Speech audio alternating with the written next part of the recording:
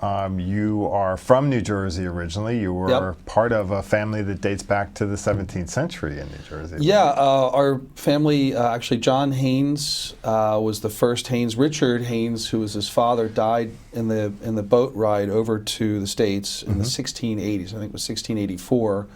So John Haines was the first member of my family to arrive here. Quakers from England. Came over, actually the original founder of the Quaker religion, George Fox, came over a few years before that, in the 1660s. And then many members of the flock came over to the States, many of them who were in some way related to or had done business with William Penn. So 11 generations later, Yep. as you're growing up growing up on a farm in Elmer, New Jersey. And that farm is the Larchmont Orchards. Well, the farm right now is in Elmer, but when I was growing up, we were in where my house is now in Mount Laurel, so our my father had bought land in Mount Laurel for $500 an acre in 1960. In 1969, he's offered $5,000 an acre because 295 and the Turnpike were coming through, and so he kind of had no choice but to take that because it was such a high number, and he could buy land for a quarter of that price in Salem County down in Elmer. So what was a 500-acre farm between my grandfather, my father, and my great aunt, my brother now has a farm of 1,200 acres. Really vastly grown the peach orchards down in Salem and Cumberland counties. And one of the larger producers throughout the country. The largest in New Jersey. We produce about half the crop, and we supply a lot of the local farm markets. You probably don't even know it, but when you go to a local farm market here in Mercer County, you're probably eating our peaches. Wow. And it was some advice from a family friend that really triggered that. You had the work ethic, it was built in, but really told you that these are the important things in life. Yeah. And they were family and friends and your community. Work. And the work community then. Yeah. So, I had worked 7 days a week, up to 94 hours one week on the farm, used to working hard. But in for school, I went to George School, boarding student for 4 years in Tufts University, and then junior year abroad at London School of Economics. So my brother had established himself on the farm. It kind of felt like that was his domain, so I decided to do something different and get into real estate. And one of my dad's friends was a gentleman by the name of Tom Weitzel, Weitzel Enterprises in South Jersey. And so I met with Tom not as an interview as much as here's what the real estate business is like and here's what you're getting yourself into. And but he was really, what he said really stuck with me, and that is that your life is like a three-legged stool. And if you pull any one of those legs out, the stool falls over. And the family, business, and community. So from the beginning, I got involved in the Rotary Club and then the Princeton Chamber, and have been involved with the Thomas Edison State University Foundation, and now with the Princeton Business Partnership. So a lot of community service. So the community is important, and we'll talk about your transition to finding this area. But in between, you did your internship in Philadelphia, I believe, right out of college? I started at Jackson Cross Company, actually, yeah. My first day at work was August of 1986, and I brought a box of peaches into the office. And from then on, my nickname among the more jovial, joking comrades there was Peaches. That was what they called me. And but I really enjoyed working there. I started out at a base salary that was $14,000 a year, which even then was not a lot of money. But you know, the idea was that I'd have the opportunity to potentially get into a commission sales position, commercial real estate with one of the top firms in the whole East Coast, and that's what I did. And that really worked out well for me because I basically doubled my income every year for the next 5 years, and did really well. But it was just a great place to get started because I met a lot of people who I still am friends with and I still work with in many ways, who are not just commercial real estate brokers, industrial brokers, but they are developers, investors, financiers, and all aspects of the business. So there's a really deep base of alumni from Jackson Cross throughout the Philadelphia and Princeton area. And beyond, because I think one of your friends is it Hans? Hans, our partner, is Dutch. Yeah. And you told me the story about how you introduced him to some cultural experiences in Philadelphia, and he you. Yeah, so Hans van Tatwijk, in 1987, my second year, he came over as an intern working. He was MBA candidate at Henley in the UK, and one of the requirements of this program is that you spend time actually working in the industry. So he contacted Charlie Seymour at Jackson Cross, the chairman, and Charlie said, yes, of course we have a position for you in the appraisal department. So my uncle, who was also at Jackson Cross, although we had different names, so nobody knew that he was my uncle because we didn't want any nepotism. But Right. Uncle Bob said, hey, there's this kid, Hans, you should meet. I said, great. So I met Hans, and Hans said, hey, I've got tickets to the Philadelphia Orchestra tonight. You want to go? And I was a rock and roll fan, but I said, sure, I'll go to the Philadelphia Orchestra. So I went, and I loved it. I thought, wow, this is really cool. It's something new I had never experienced before. So a week or two later, I had tickets to an event, and I said, hey, Hans, cultural exchange, how about if we go to the World Wrestling Federation at the Spectrum? And of course, Hans was thrilled at the opportunity to really see America at its best or worst, however you define it. But yeah, it was A slice of life in Philadelphia. That's right. Yeah, exactly. Well, and you achieved some honors there. You were Well, yeah, Rookie I of the brought a Year? little prop with me today. So Jackson Cross had many honors that it bestowed upon the different brokers. It was the top industrial broker, top office broker. I got Rookie of the Year in 1988, and you can't really see it because it's pretty well worn. But Rookie of the Year was pretty cool. It was something that I worked hard for because I really liked the people I was working with, and I wanted to do well there. And it was just a fun group, and that was awesome to receive that award. And that's why so many years later I still have the prop. Well, well achieved and well earned, Thanks. and it gave you a taste not only for the industry but the recognition that comes and the friendships that come within. Yeah. You found your way up to this area, and there was a deal that over in Newtown that you helped put together that really fueled that continuum and really helped land you here in this marketplace. Well, I had they suggested that I work in southern New Jersey, where our family was very well established, and my dad was in the state senate at the time, and I thought, you know what, that's probably not a good combination of me being a state senator's son, working in a territory where there are a lot of people that want to peddle influence with my dad. My dad would never Right. have put up with any of that, and I thought, you know what, I said to the guys at Jackson Cross, I said, you're starting an office in Princeton? They said, yeah. I said, I'd rather go to Princeton. Nobody knew the Haines name up here. So that's how I got started up here. And we did a number of brokerage assignments where actually in the early 90s, it was the worst real estate recession of my career. Right. There was the Resolution Trust Corporation had taken back hundreds of office properties because Right. there was wild overdevelopment. And so we worked on a number of assignments with entities that had taken back properties and helped to lease up properties, a lot of tenant rep business. But the deal you're referring to was we had secured a relationship with Lockheed Martin Corporation. And they were closing their Sunnyvale, actually they were closing East Windsor and King of Prussia facilities, satellite manufacturing facilities. And they were moving their operations mostly to Sunnyvale, California. But they wanted to retain a certain brain trust, people that were their top employees. So they decided to do a consolidation of the two East Windsor and King of Prussia facilities, and Newtown looked like the logical location. Didn't hurt that 7 out of the 8 top executives lived in Newtown. So we negotiated with Holy Family College, Sister Francesca, which I have to say she was the toughest negotiator I ever dealt with.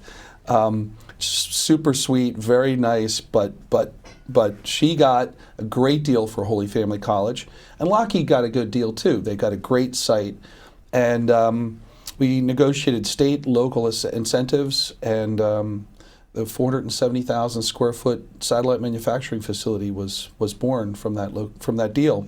Yeah, I had worked at GMH for 4 years, and then I started with a company called Trammell Crow Company in 1998, and I really liked the Trammell Crow model. That was both, they did brokerage, development, property management, so it was a full service offering, but it wasn't working quite as I'd hoped. And I decided to start my own business. What I'd like to say is I decided to fire my boss. And but I wasn't sure. I'd always worked for somebody else. And Len Smith from Witham Smith and Brown was became a friend through the chamber board. And I said, I'm not sure, Len, about doing this. And he looked at me and he said, Aubrey, he said, you should just go for it. He said, this is going to be the best decision you ever made. And I've said this to a number of people because he gave me the kind of confidence that I really didn't know I had to do something that was so, was kind of risky at that point. I had a couple of kids, I had a big mortgage, and I decided to go for it. Actually, I ended up selling my house and taking the equity in my home to start the business.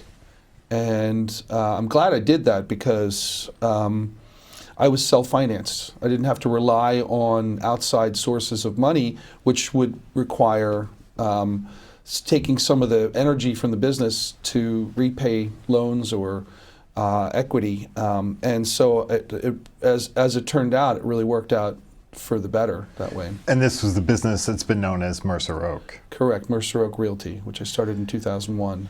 And you started it and partnered up with people like Sab Russo, who's been a partner for years. Yeah. So again, a chamber connection, Michael Hurl, who was chairman after me, he ran a very successful consulting business called Pacesetter. And Michael sat me down and he said, all right, Aubrey, what is it that you have done and where do you want to take your business? And I said, I really want to grow, like the Trammell Crow model, into a full service commercial real estate business in the Princeton area. He said to me, after listening to me for hours and then talking back and forth, he said, the one thing that you can do that will accelerate your path to success is find someone that will be a really strong partner for you for the future. He said, because you can't do this by yourself, and 1 and 1 is equal to a lot more than 2. So I had been, I was looking around the Princeton area real estate market for somebody else who was kind of psychologically compatible. And there's a lot of brokers in Mercer County, but they're not, some of them I don't think I'd want to be partners Good with. match, yeah. But I was talking to Sab and I thought, this guy could be my partner. And I said to him, I said, we had a quiet time, we were at a broker event and there was a lot of other brokers around, so I sort of pulled him aside. I said, hey Sab, I said, I'm thinking about taking on a partner, and I'm just lone wolf at this point, but would you be interested? He said, 20 years at CB Richard Ellis, he said, I'm ready to do something different. And 6 months later, we joined up, and that was in 2006. And you put together deals like the Church and Dwight development, right off of 95. Yeah, well, 195. We'd both been working at different times to court a company called Opus out of Minneapolis to work on some large land development transactions with them, and I was able to negotiate the sale of the Bloomberg tract in Ewing to Opus, closed in May of 2006, and we used that commission as seed money to start the larger business, because I'd been working out of a little office behind my house for 5 years, and we decided to open an office and hire a secretary and become a commercial real estate entity. And that advice from Michael Hurl was exactly spot on, because 1 and 1 was equal to a lot more than 2. We were able to really grow the business. Around the same time, my friend Haines, who from World Wrestling Federation and Philadelphia Orchestra fame, he wanted to start a business in the States, so we joined up forces and started Princeton Property Partners. So Princeton Property Partners is the most recent iteration of what has come out of Mercer Oak Realty, and it's those partnerships that you formed over a long period of time. And is there going to be a renewed focus on one aspect or multi-aspects to the commercial I think market? it will. The businesses work synergistically. So our brokerage business, our property management business, are services that we provide to our development investment partners, and it enables us to control and to create a super high quality product for the folks that occupy our buildings. So to me, that integration is more than about controlling the purse strings. It's mostly about controlling the quality for the experience, because if we deliver a good quality experience to our tenants, it's much cheaper to keep a tenant than it is if you lose a tenant to bring a new tenant in to fill a space. So and it's also reputational. When people experience a building that we manage and we lease and we do the construction in, and it's a good experience, that adds to the name, the brand that we are. And so for years we've been Mercer Oak Realty, 20 years. The brokerage business has been Mercer Oak Realty, and then we've added Princeton Property Management to do the management, and then Princeton Property Partners. And we decided that it was confusing to our clients that we're three different companies, but we were all part of the same organization, same faces under different titles. So we decided to unify the companies under the flag Princeton Property Partners. So henceforth, our brokerage business will be called Princeton Property Partners, and so will our property management business, because the large companies like Cushman & Wakefield and JLL, they don't have separate names for their separate businesses. They just call themselves under the one flag. So we're going to be doing the same thing. Well, great plan and great partners. You're also focused still on the community and giving back in terms of your efforts there.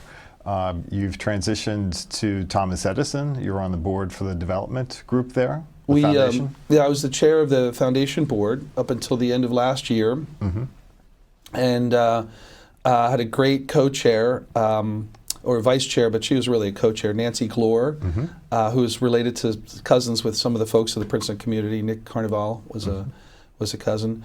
And so she's taken over there, which I'm really happy, because it's a great organization and she is a great lady.